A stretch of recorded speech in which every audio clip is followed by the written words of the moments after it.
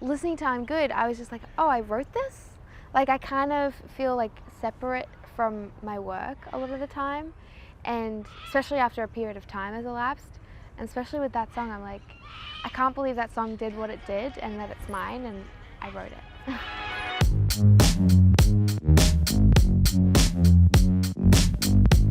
I felt like in the beginning it was really heavy, and I didn't feel like it was like my place to educate everyone.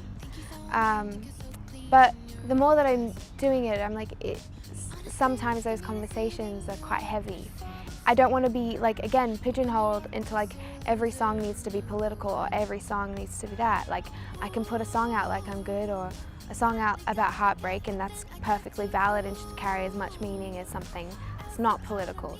I'm really terrible at self-care because I'm really good at like doing what needs to happen, not what I want to happen. So that means sometimes like what I want takes a backseat, but not creatively ever. So I feel like me practicing self-care is just me like focusing on music and letting everything else, like all the other cogs in the machine, just turn. When I was writing I'm Good, I felt really good about it. Like, it felt like it was before, I guess, a breakup, and I just sort of knew that like that's how I wanted to feel after it. And so I just tried to capture that moment before all the sadness, back when I was still feeling good.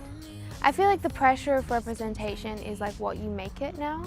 Look at other minorities, they don't have to be the same as you, but they can be similar enough where you feel like, oh, they did that. So, and I think that's what we do is, like, if you're a person of minority, like, you end up looking to other minorities for influence and culture, maybe the ones that are more in pop culture, and that's perfectly valid too.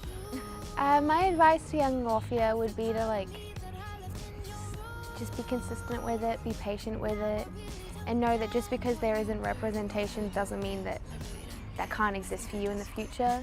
And like, it's up to you to create and carve that lane out for yourself.